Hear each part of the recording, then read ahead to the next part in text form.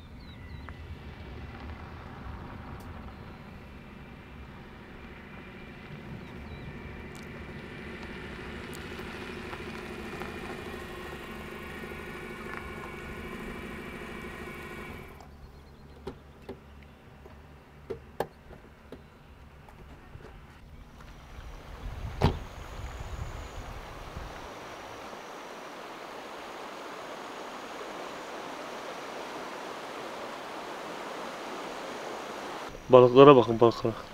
Bak sürüyle suyun yüzündeler bak. Bak. Bak gördünüz mü? Güzeller. Bak. Yine yüzüyorlar. Bizim susamurlarına ne oldu ya? Gel kızım 2 dakika gel.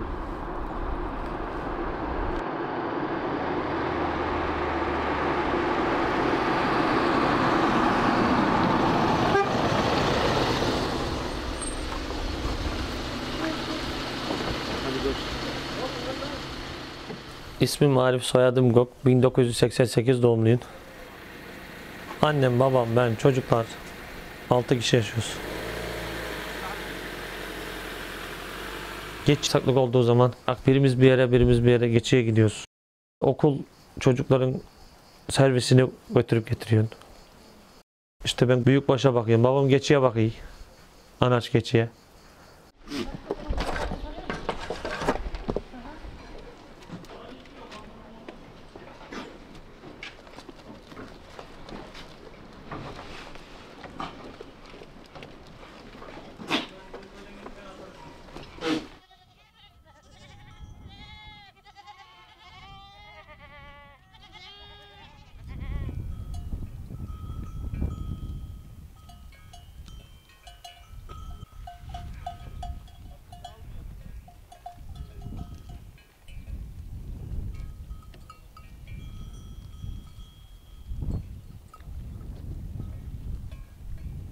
Anadan doğma geçi büyükbaş hayvan işi yapıyorsun.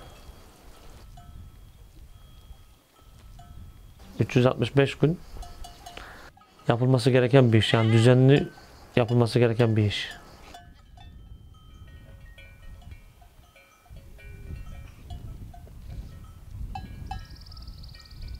Kurak dönemlerde yaylım sıkıntısı var. Ama yağışlı gittiği dönemlerde bir sıkıntısı yok.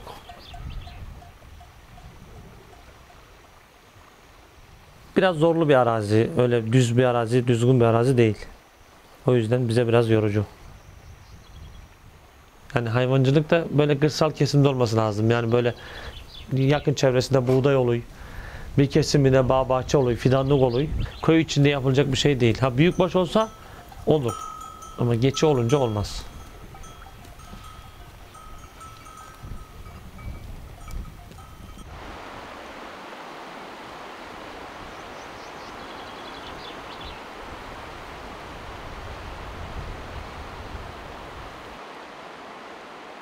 Yavruyu yanından ayırdığın zaman o zaman biraz gütmesi sarar. Bir de kışın. Yani Kasım'dan bahara doğum yakına kadar keyifli dönemleri olur. Ondan sonra doğum başlar. Mart döneminde yani dert üstüne dert geliyor. Oğlak ishal olur, buzoğu ishal olur, biri farklı bir şekilde hasta olur. Her tarafın çamur olduğu dönem olur. Bu çamuru yağışı sevmez. Ölü doğuran olur. Ondan sonra yavruyu doğuru oğlağa bakmayan olur. Almayan deriz biz buna. Bahar dönemi çok şey geçer. Çok yoğun geçer. Bütün olmayacak şeyler olur.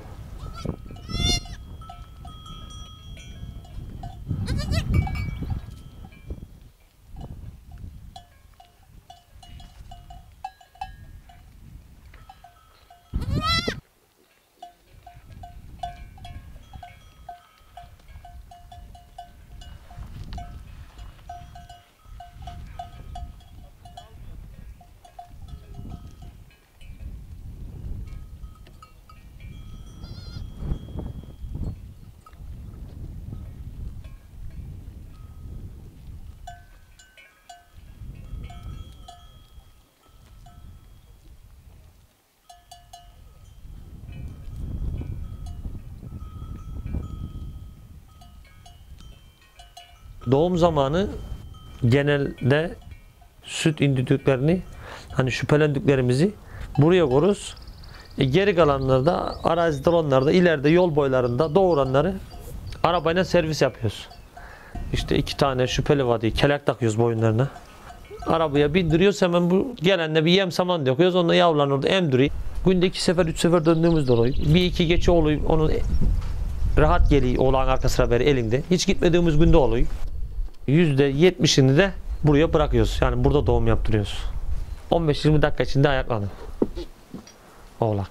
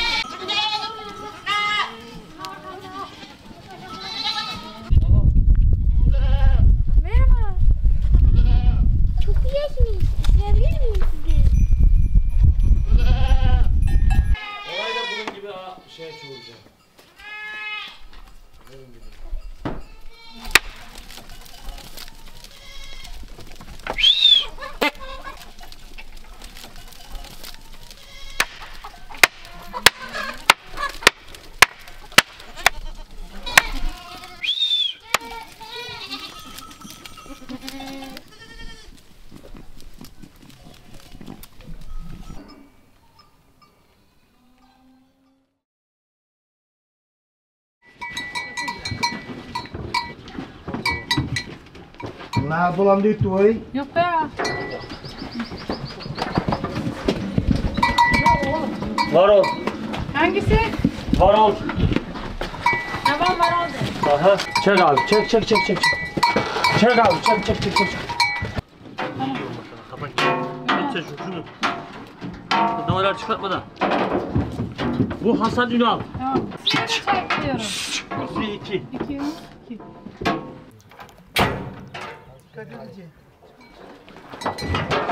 Bu kim arıyor? Hüseyin Karakaya. O elindeki Güler. ne? Fadime Güler. Çocuk o. Fadime Güler. Hüseyin Karakaya. Hüseyin Karakaya bir tane değil mi? Ben bilmiyorum aklımı sağlıyorum. Ne yazdı? Benim Karagaya bir tane aklım sağlıyorum. Bak. Şu tamam. Değil. Şu tamam. Hasan değil, Hasan. Tamam o da şu tamam şu tamam. Recep Özdemir tamam. Başka kaçan maçan olmadı değil mi? Yok be. Kaçan Buna olmasa koy. burada mal yok. Kapat kızım beni. Bura Karakesi'ye mi gidiyor, şeye mi gidiyor? İkisine de birden mi gidiyor? Tamam, buranın rahatlığı da iyi. İyi hadi güle güle.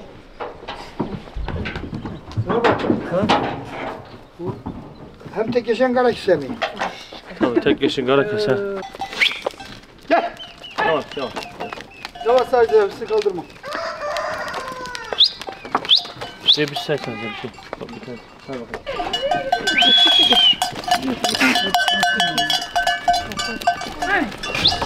Gel.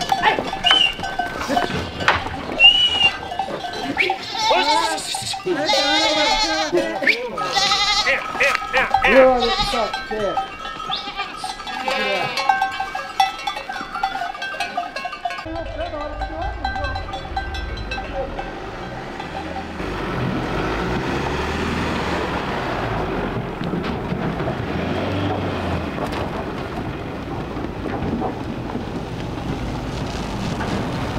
Efendim abi. Neredesin? Tek geçine geçiyorsun. Bizi akşam götürüyor anlaşıldı. Saat 8.30, 9.30, 10.30'da oradayım. Ayrıca olsa gelecek hiç anlamadı ya. Abi arabada, mal arabada, ben zaten 12 tane tek geçine bırakacağız. 6 tane de sizin köye bırakacağız. Başka bir şey yok ki. Tek geçine 12 tane. İyi hadi bakayım hadi bakalım. Hemen gelirim ben. Tamam abi, hadi görüşürüz. Bu arayan kimdi? Bırak Aliye bilmez. Sürekli vites yükselteceğim. Daraldıkça. Ya arkadaki hayvanları diyorum bir kontrol etse viraj çok oldu ya. Virajlarda yatarsa birbirinin üstüne Tabii. Çok kes, şuna baksana. o zaman da kaldıramazsın. Çekti yanaş. Bir kontrolünü yap.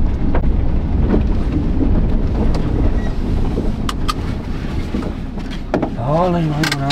Bir aksilik var mı yok mu?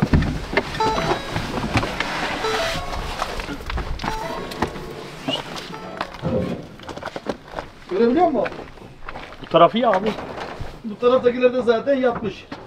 Yok be burada bir çok da var yokmuş zaten. Yok. Bir çok da var yokmuş. Artık Araba tutuyor bunları. Ters geliyorlar ondan.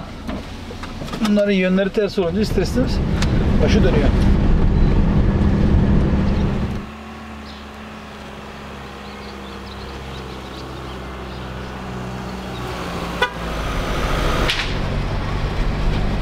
Selamünaleyküm. Sen beni özlemedin mi?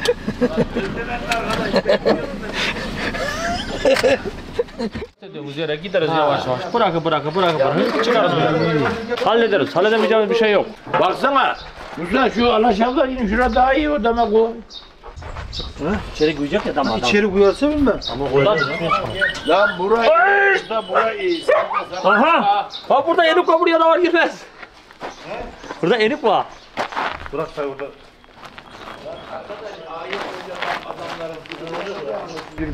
nasıl çıkar? Abi nasıl indireceksin, nasıl çıkartacaksın? Ayağını bacağını kırarsın. Oraya koyalım.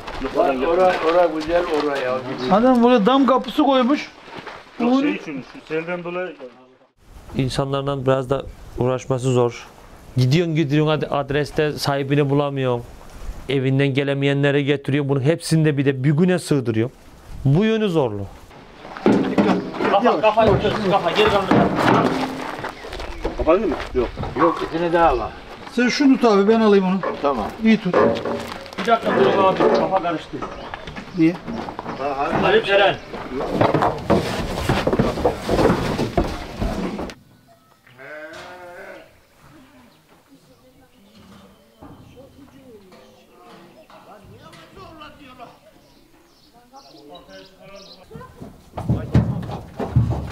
Bu kadar mı?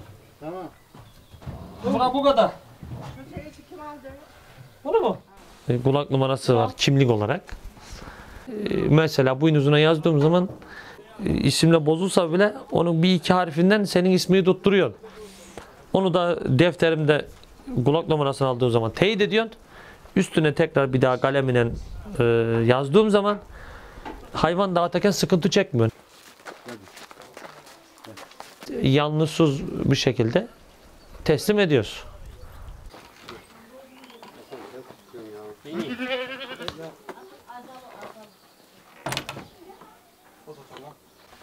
Bunun da yapıldığını biliyorduk tabii.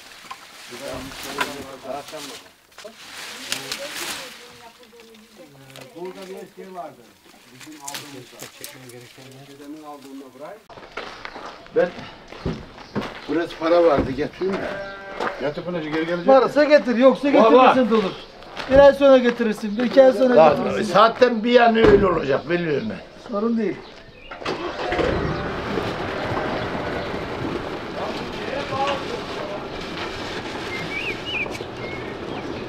Sen burada mısın? Aha benimki burada getir. Sen bak Lan niye süt tembih etmedin bana? Ne? Süt getir dedin. Aradım vallahi ha çocuk ben aradım. Niye hadi benden süt oğlum? İki tane bebek aç teyze evde açlıktan ağlayalım. Allah kandırıyorsun bu sokakta arabası aman damar olan acı olur mu? Teyze uğur sağım yok. Oğlaklara küçük emiyorlar. Anladın mı? Oğlakların küçük. Ben sana bir ara getiriyorum yine. Misafirden gönderirim. Sen verirsen get oğlum. Kafa göre takılsın. Kimseyi dinleme. Bak. Benim para yarın sabah gelecek de evde 8 var. Tamam teyze sıkıntı yok. Sana para mı sorun? Sen Musa abiye versen getir. Hadi. Niye erken getirdin o süt kıdileri la? Ya teyze seni özlemişti Hadi diye 50 getirdim tane ben. koyu vardı abi bizde. Bir tek sen yok şimdi. Ya, seni özlemişti kurban. Daha 4 tane koyu var. Bizimkini akşam getiriydiniz. O da diyecek benimkini niye akşam geldin? Ha, o da öyle diyecek. Doğru söylüyor. Bak pamuk gibi bak. Allah yetişsin Allah demeyin. Bak iyi bak. Baksın. Bak iyi de. Baksın. Teyzem iyi anayım aldan. Vallahi anayım iyi olur. Tabii canım. Benim anamdan da onu davarcıyım ben. Hepsinin isimleri yazıyor zaten boynuzlarda. Kimi seninki pahalı oldu, diğer arkadaş diğer yerden ucuz almıştı. Kimi çok iyiymişti. Yani herkes bir şey tutturuyor. 53, 54, 55. 11 mi yapıyor? Kaç yapıyor? 55. 110 yapar. Ha? Nereye? 55 200'lük mü? Evet. Ha. 110 yapar. 110 yapar. Ne 110 yapar? 11 lira yapmıyor mu? Evet. 11 lira yapar. Ha. 17, 18, 19, 20, 21, 22, 23, 24, 25, 26, 27, 28, 29, 30. He? 30 çarpı 2 ne yapar abi? 60 yapar. 30 çarpı 2 mi? Hı hı. Abi 28 lira para var orada. Ne 30'undan bahsediyorum. Tam 28. 130 var. 130. 130 mu? Hı hı. 100 tanesi 20 yapar. Evet. 30 tanesi 15 yapar. 35 verdin sen o zaman. 130 çarpı 2 26.000 lira yapar. 28. Evet ben eksik verdin halam. Yok ben saydım. Halam 4 verecektin 2 verdin hala Tamam sen. ben dur saysın. Yok 25 verdim ya. 25 verdim ya. 2,5 daha verdim. Neyse gidelim. Tamam abi say ben 130 saydım. Para elimizde sayın 25 ya. buçuk Ben verdim 130 ya. saydım. Bir dakika, Sen de say. 56, 58, 60. 26. 15 13 daha. He? 15 13 daha ne yapar? 28 yapar. Tamam Evet, 26 bin lira 26 para var var abi burada. Sen bize niye kızıyorsun ha para elinde? Kızmıyorum ya ben size. Niye kızayım? Şu Kızmıyorum. çoğunu bir daha say muamele sen. Sen say. 1 milyonu daha kırdırdım sana. Gitmediğimden zararım oldu. Ya teyze biz de bir topluyoruz. Sen bize niye acımıyorsun? 2 tane bebek var her zaman okula Ay senin götürüyoruz. bebeğine de benim de var 4 tane bebeğim. Doğru mu abi? Doğru mudur? Şimdi oldu. 26, hadi. 28. Kalk hadi kalk. Doğru mu abi? 28, Hadi uyanma bırak tamam ya. Tamam. Para işinden dolayı bir yarım saat orada eğleştik. İşte bir hayvanı, iki hayvanı bir yere koymak için bir yarım saat daha eğleştik. Boş yere bir saatimiz gitti bir kere. Ya böyle zor.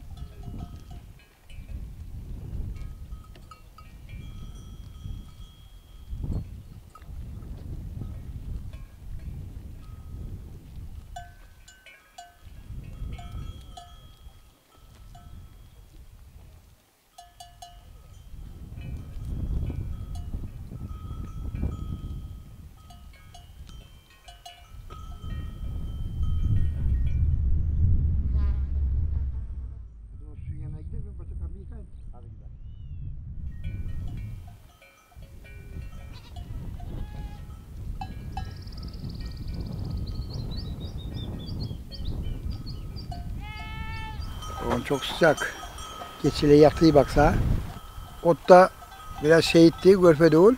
Gayet güzel olur. Sütlü olur. Sütlü olunca da oğlak yavrusu gelişiyor. Bazı oğlum yedi, bazen ben yediyorum. Onun işi çıkarsa ben yediyorum. Benim işim çıkarsa o yediği. Onunla beraber ortaklaşa yapıyoruz bu işi.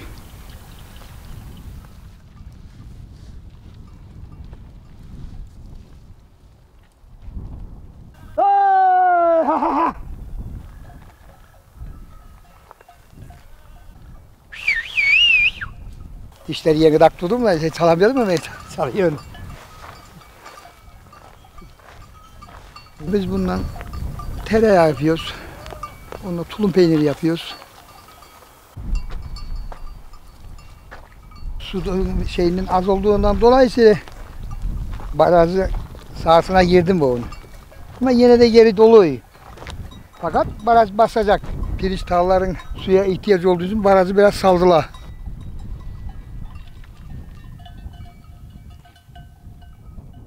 Biz gabaot deriz, dikendi, gabaottu. O barajın mil bıraktığı, kum bıraktığı kesimlerde onunla yanmaz. Kum sürekli tavlı durar böyle. Onlar da gabaot bulu. Yani ot ağırlıklı beslenen geçi. Mecbur kaldıkça, her şey kurudukça, bittikçe ondan sonra yaprağı sarar.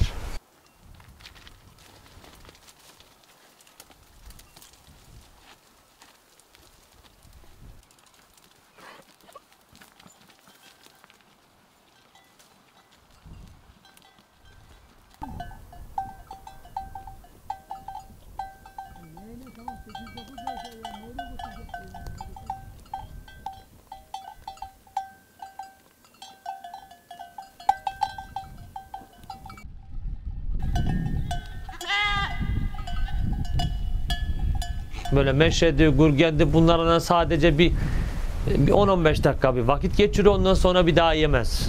Yani aç kalmadığı sürece yemez onları da. Ama arducu 365 gün yer. Dok olsa da yer, aç olsa da yer. Çamı kıştan kışa yer.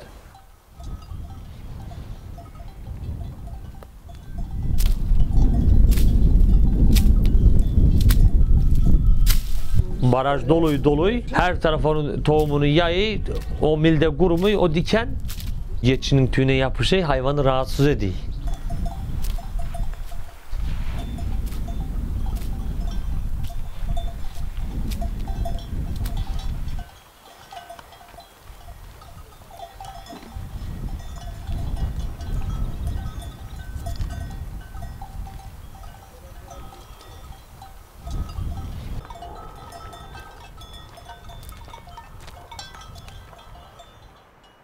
eskiden ha şurada makyada bir taş vardı. Irmak bulanıyordu. O taşta vardı şöyle bayağı şöyle. O taşta duruldu. Orada durusunu içerdi. Bile aşağı çökerdi. Şimdi ırmak su içilecek gibi bir ırmak eskiden. Şeydi ya, doğalıdı. Şimdi kalan süre salıverdiler. Bak sadece bir deterjan kokuyor.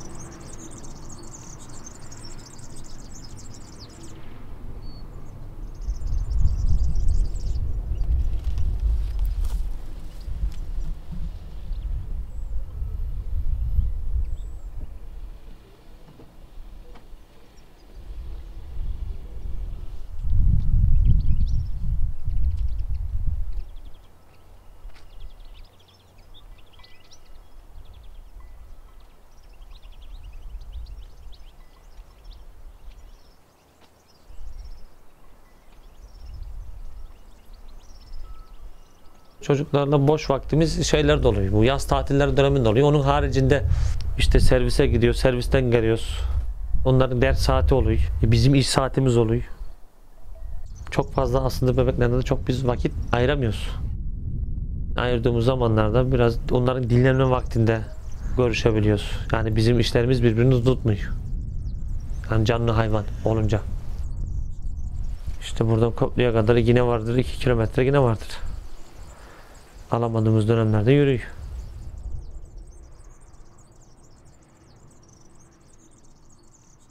Adım Esma. 12 yaşındayım. 7. sınıf öğrencisiyim. Sabahları babam bırakıyor servise. Okul dönüşü biz servisle geri gidiyoruz. Ondan sonra bir buçuk saatlik bir yol yürüyoruz. Ondan sonra eve geliyoruz. Sıcak olduğu zamanlar çok zor oluyor ama genelde çabuk bitiyor. Kardeşimle konuşuyoruz genelde ya da hiç konuşmuyoruz. Birimizin canı istemiyorsa konuşmuyoruz. Normal kendi halimize yürüyoruz.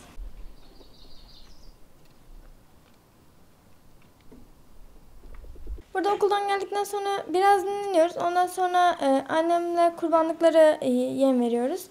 Ondan sonra çıkıyoruz. Keçilerin gelmesini bekliyoruz. Keçiler geldikten sonra yemek yiyoruz. Dışarı çıkıyoruz. Anneleri almayan oğlakları emziriyoruz. Alışkın olduğum için yormuyor ama bir süre sonra sıkılıyorsun. Çünkü sürekli aynı şeyleri tekrarlıyorsun. Her gün aynı şeyleri tekrarladıkça insan ister istemez sıkılıyor ama bir süre sonra alıştıkça bir şey olmuyor.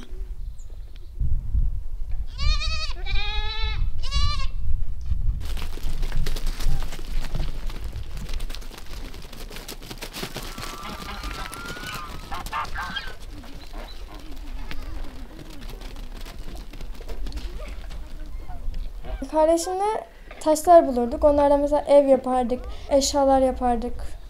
Onlarla oynadık, birbirimize gösteriyorduk. Küstüğümüz oluyor.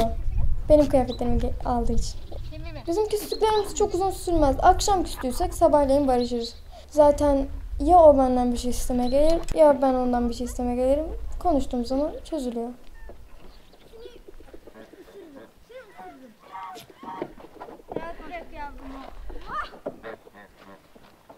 Şehir hayatını düşünseydim orada yapacak bana bir iş yokmuş gibi geliyor. Çünkü ben belli bir rutinim var. Sıkılırım diye düşünüyorum. İnsanlar bazen yalnız kalmak isterler. Çok insan hoşlarına gitmeyebilir. Bu da benim için iyi.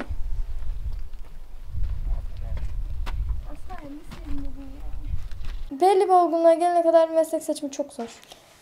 O mesleğin kendine uygun olup olmadığını düşünüyorsun. Ama düşünmek sıkıcı geliyor. Bir süre sonra bırakıyorsun. Sonraları erteliyorsun. Sonra başka meslekler öğreniyorsun. O mesleklere ilgi duyuyorsun ama bakıyorsun ki o meslek sana uygun olmuyor. Şu anda kafamda sabit olan psikolog var. Psikologlar genelde konuşmaya yöneliyor. Yani insanların sorunlarını konuşarak çözüyor. Ben de insanlarla dertleşmeyi seviyorum. Konuşmayı seviyorum. Bu yüzden psikologluğu seçtim.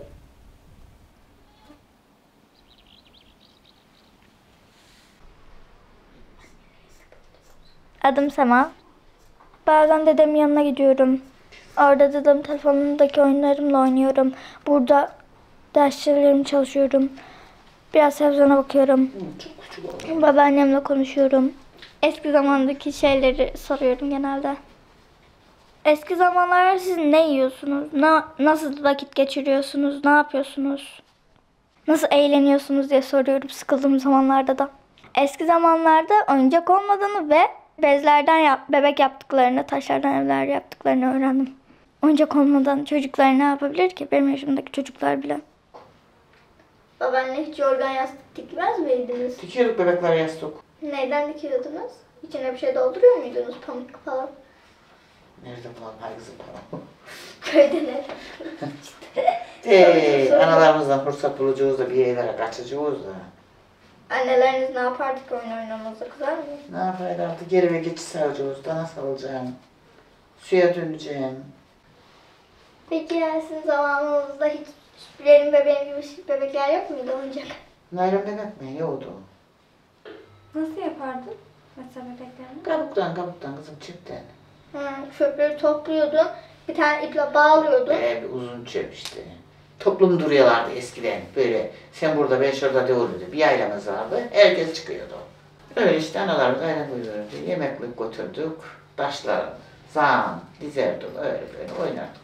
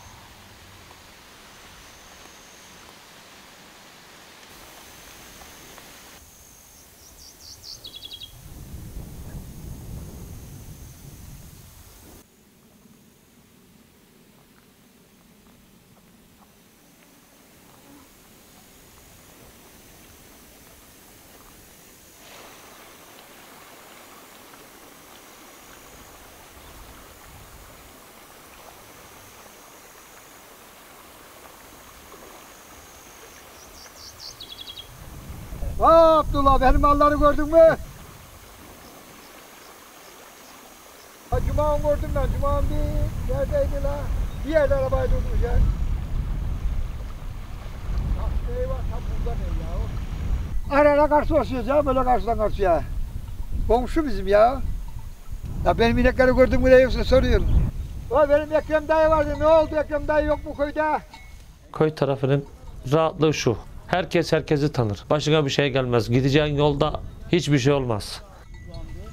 Ben her sene geliyordu yazık büyük çeneyle. Saat 8'de çıkalım işte 9'da trafiğe kalırız. Öyle bir sıkıntın yok. Ne zaman gideceksin? Şimdi.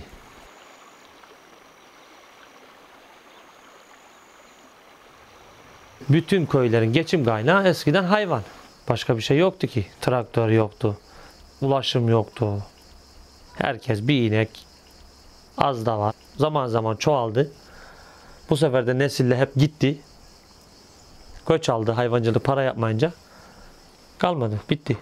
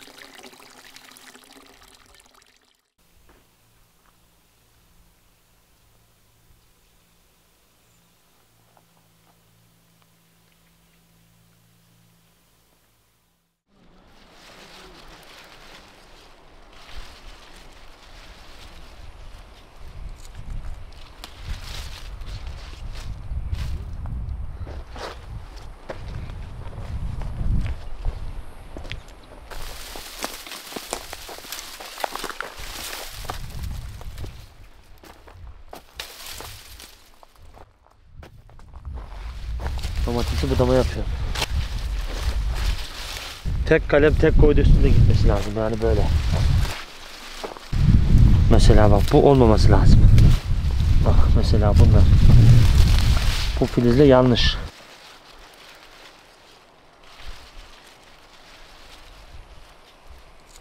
Yerli tohum daha iyi. Ömrü az, lezzeti çok.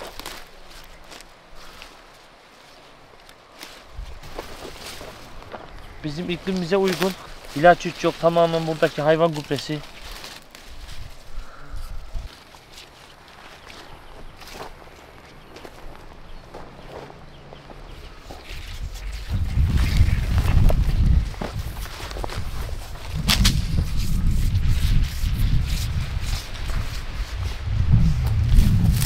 Bizim köyün %80'i şu anda komple markete bağlı.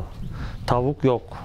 Bir tane bir inek taşıyan, süt sağayın, yoğurtunu kendim yapayım, kaymağını, tereyağımı kendim yapayım diyen çok azdan az bir emekli var. Arif! Çay oldu ya, çay!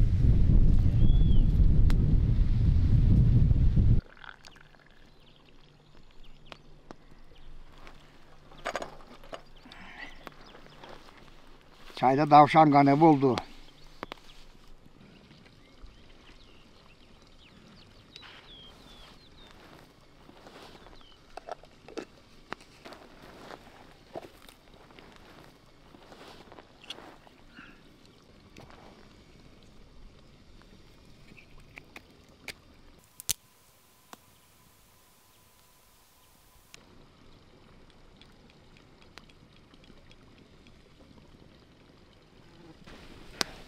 Arif geliver çay içiyor. Gel oğlum geliver.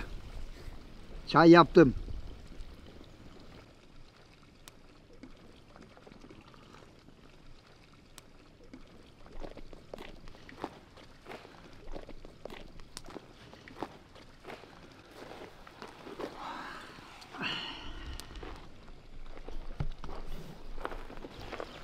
Çay vardı da çay alabilen adam yoktu.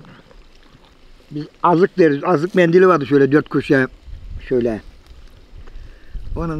Onun ibiğine şımarıklı bir çay. Onun 5 şeker. Buraya gelince bir kavga. Niye az getirdin? Şeker bardağı mı getireceksin? Şekeri alabilen kim? Onu da bir akşam demliyoruz. Bir sabah demliyoruz abi böyle o demlikte. Biti. Yarın akşam Suud bir daha koya. Yürüyor böyle. Yolda yok yol. Yol yok. Argın kanalın aşağı. Bir onu aşmaya gidiyoruz. Bir onu 3-4 saatte gidiyoruz. 3-4 saatte geliyoruz.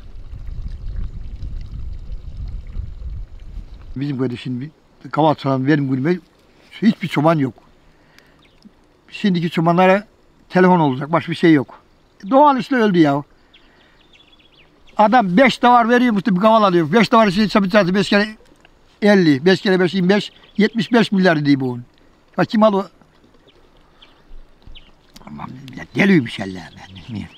Ama her şeyin bir zevki var demek ki.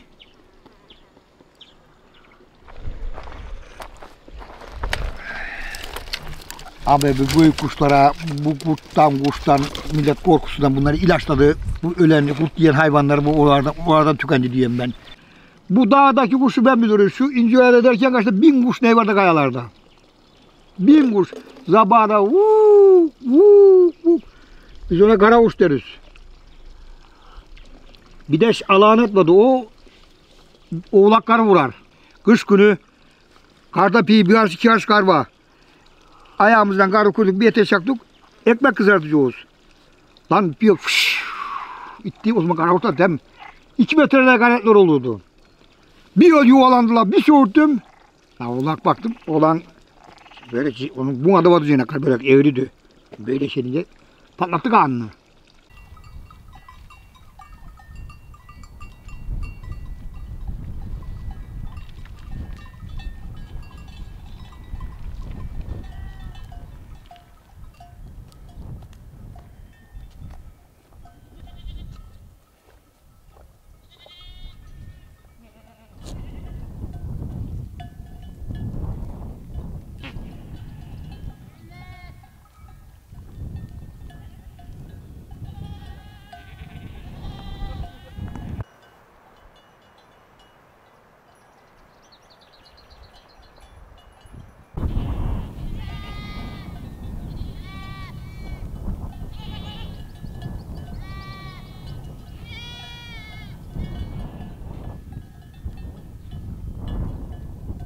Benim yaşlarda kim gelir de geri bunları yapar?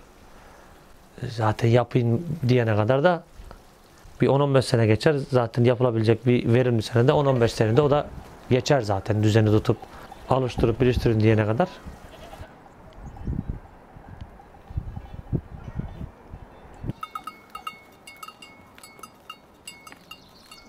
Bilmen lazım bir kere. Yapmaktan ziyade hani çalışmayla olacak bir iş değil. Gidip hazır yemi alıp önüne koymak gibi de değil. Bunun hastalığını, göğüsleme dönemini, teke dönemini, doğurma saatini, parazit hapını, bit pire iğnesini bunların bilmen lazım. Şehirden gelmesi, hayvan alması çok zor bir iş değil. Bunları iyice bilmen lazım. Yani bu iş ben işte hayvan alırım, işte dağda oturun olmuyor.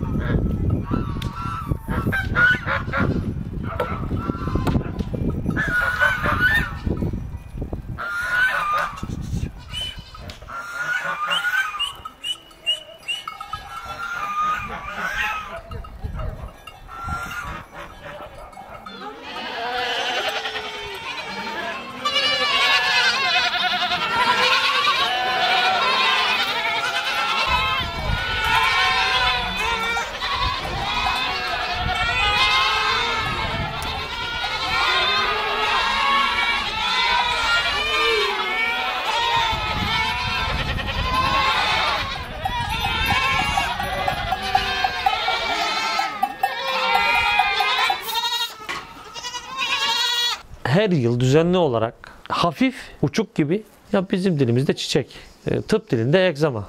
Bu sene 1-2 oğlak da vardı. Çok kötü değildir ama biraz hayvanı örseler oğlağıyken yavruyken onun haricinde bir daha olmaz.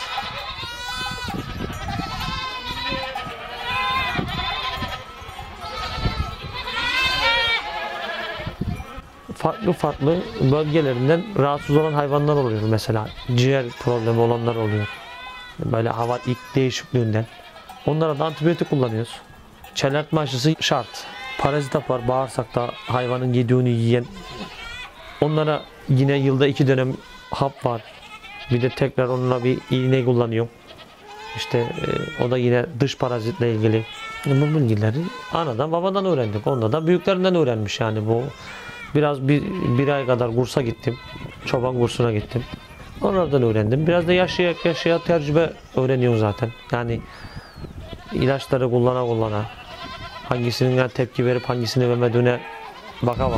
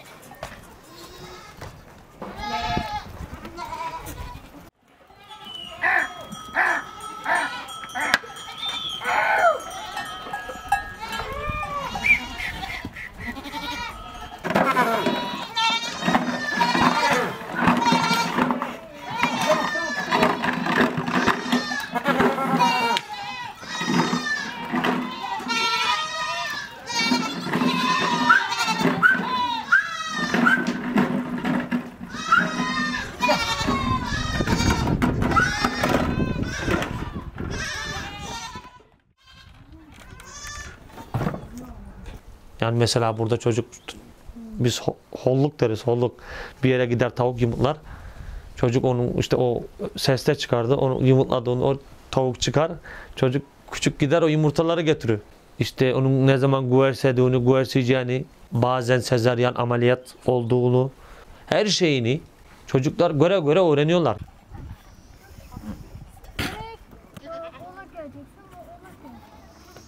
Hem keçiler tutması çok zor oluyor hem istemediklerinden dolayı zorluk çıkartıyorlar.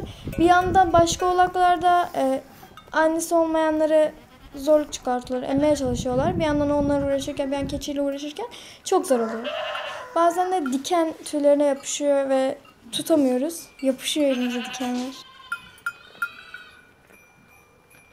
Mesela hayvanlarımız bazen hastalıktan kaybediyoruz. O gün üzgün görünce ne olduğunu soruyorlar. Ben de anlatıyorum. Bir tane oğlak olmuştu ama sakat, yani arka ayaklarını kullanamıyordu. Ona ben bir iki gün bakmıştım. Yani süt içemiyordu. Hiçbir şekilde ayağa kalkamıyordu.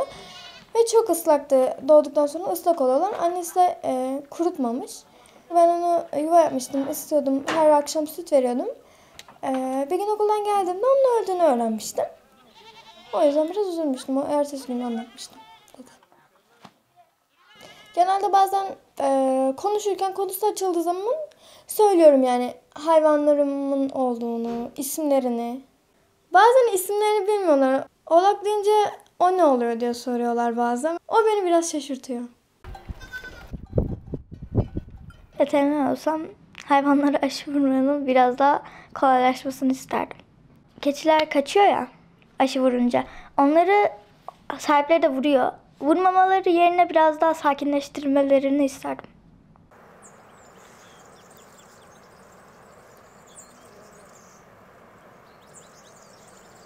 Bu aslında gaya hayvanı. Bu özgür hayvan.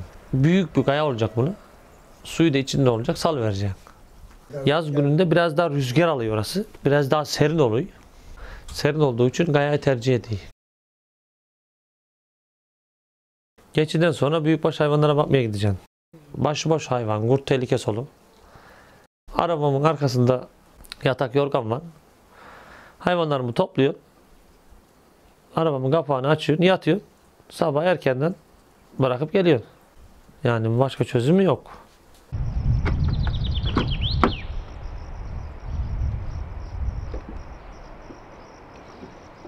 Şimdi şöyle söyleyelim, buradan Yaylımı bulana kadar öğlen olur.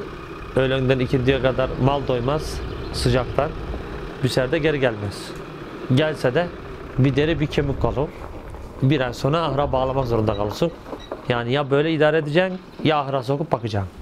Ya da gündüz özgür bırakacaksın, akşam başında kalacaksın.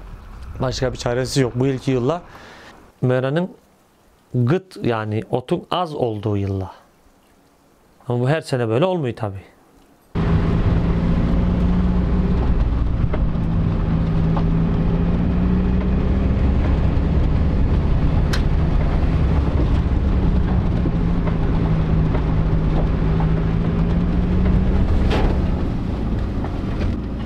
Malları gördün mü? Hiç bir iki inek seferin orada tıkır diyordu. Başka yok ha? Yok. Battık. Arif, Efendim abi? ayran yok mu arabada? Abi ayran arabada yok. İçecek kadar isterseniz evde var. Yok canım, varsa soğuk içelim şimdi. Yok abi. Yok abi. Arabada yok. Araba bekliyor. Kendine iyi bak. Hadi görüşürüz abi. Hadi.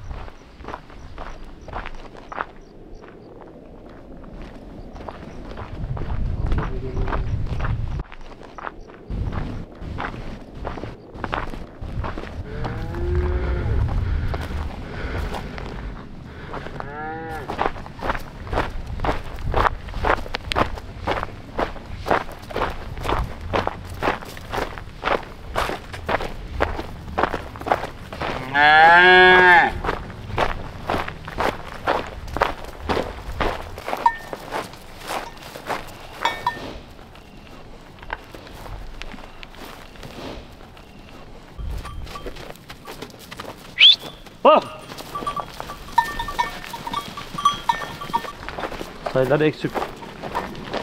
Buna bir kısmı da herhalde toplanacağı yerde olması lazım. 10 tane yok.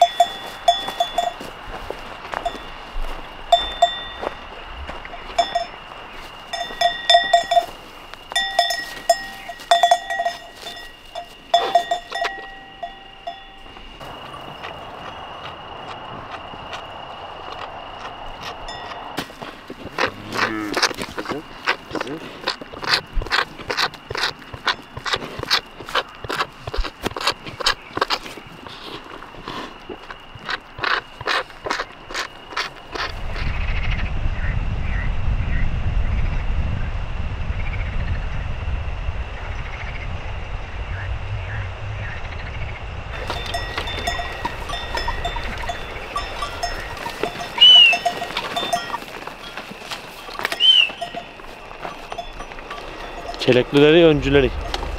Gidecekleri yeri, yolu, izi, her tarafı iyi bilirler. Çünkü hepsi böyle çocukluktan yetişme.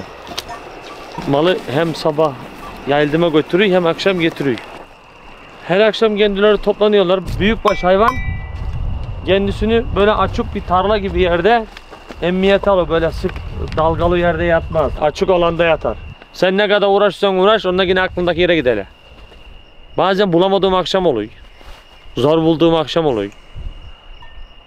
Yani gelip burada çoğu zaman yine burada buluyor yani, onu kendileri geliyorlar. Eksik yok, tamam hepsi. Böyle arazide kendini ele vermez mal. Burada vermez. Yani sıklık böyle bir dar alanda sıkıştırırsa yavruyu ayırabilir. Bu alanda alamaz. Sürü halinde olduğu zaman kolay kolay ele vermez kendini. Yani büyüklerin hepsi saldırır. Yani denk getirirse ezer bile. Ama dar bir alanda bulduğu zaman yani o dar alanda yavruyu çabuk ayırır. Küçük olanı daha çabuk, zayıf olanı daha çabuk ayırır. O yüzden böyle geniş alanları tercih ediyorlar büyükbaşlar.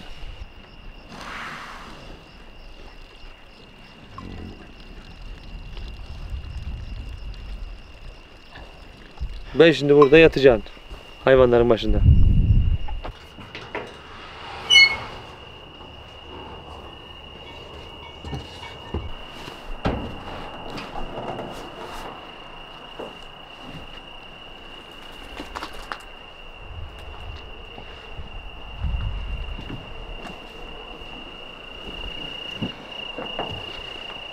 Arabanın her şeyi mevcut.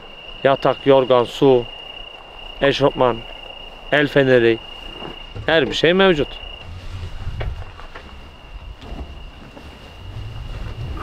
Kasanın içinde yatıyorsun, sabah erkenden kalkıp gidiyorsun. Bazı akşamları toplayıp bırakıp gidiyorsun. Sabah yakında zaten büyükbaş mal erkenden hareket eder. Saat 4.30-5 gibi.